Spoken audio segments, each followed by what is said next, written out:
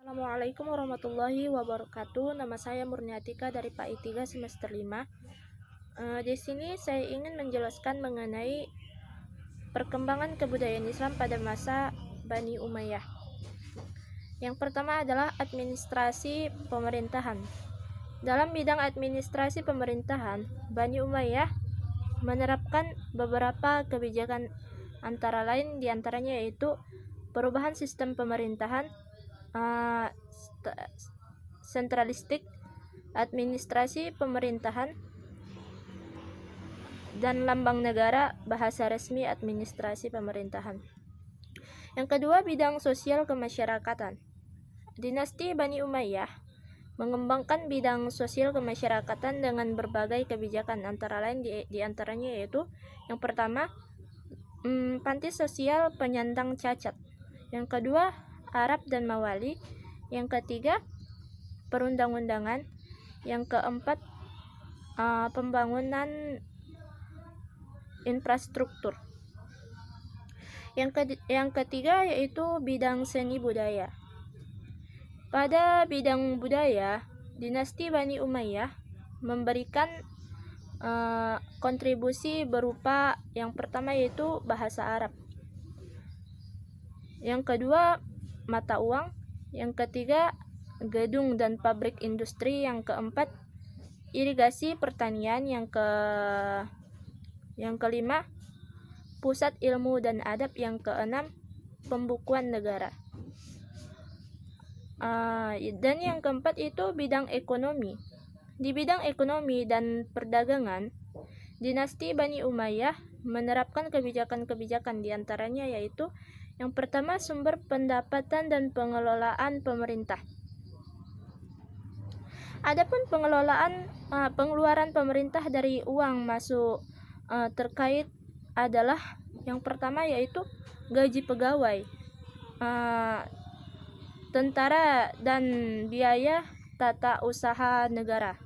Yang kedua yaitu perkembangan pertanian, termasuk irigasi dan penggalian terusan. Dan yang keempat yaitu perlengkapan perang. Yang kelima, hadiah bagi sastrawan dan ulama. Yang keempat, mata uang. Pada masa Abdul Malik, mata uang kaum muslimin dicetak secara teratur. Pembayaran diatur dengan menggunakan mata uang ini. Meskipun pada masa Umar bin Khattab sudah ada mata uang, namun belum begitu teratur. Yang kelima yaitu pendidikan. Daulah Bani Umayyah tidak terlalu memperhatikan dalam bidang pendidikan karena mereka fokus dalam bidang politik saja. Meskipun demikian, Daulah Bani Umayyah memberikan andil bagi pengembangan ilmu agama Islam, sastra, dan filsafat. Daulah menyediakan tempat-tempat pendidikan, yang pertama yaitu kutab, yang kedua masjid, yang ketiga arabisasi, yang keempat yaitu baitul hikmah, dan yang keenam adalah bidang politik dan militer.